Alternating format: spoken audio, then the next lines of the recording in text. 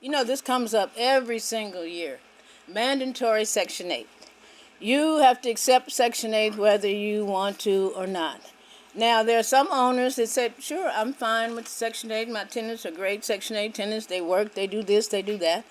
As if any of you have Section 8 tenants, you know now with the inspections, if it passes on the first inspection, then they don't have to come back for another, 2 or 3 years, something like that, which is kind of... Every year so far.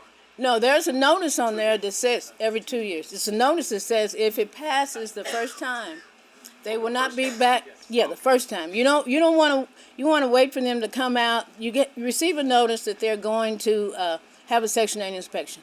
Okay, before that, you want to give your tenants 24-hour notice. Okay, you're going in. You want to make sure the smoke detectors and carbon dioxide and everything is fine. So when they come, bam, it's done, and they won't be back for 2 years. Is this for the existing? Yes, existing.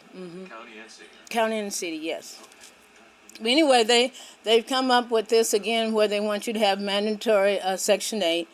And we know under current law it's illegal to discriminate for, in rental housing, race, color, creed, sex. And they have all these other different gender expression, disability, of course, genetic information. I didn't know people ask anyone anything like that.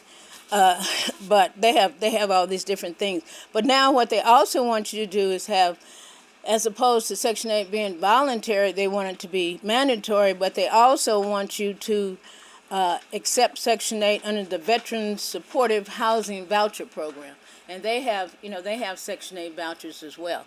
And we all want to help, obviously, I'm sure, the veterans and make so that they can have housing, but we don't think that we should be forced to rent to people in a certain, category.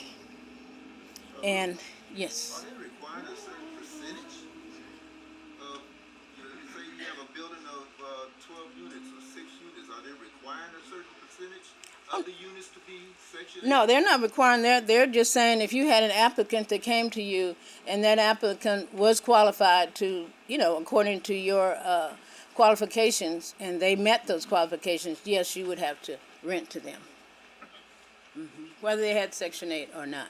And we go through this every single year. They come up with, they said, like, these things are there laws and things that die, but they always come back to life, just like zombies, They always come back to life. So that's another thing that we are opposed to unless they are able to amend that particular bill.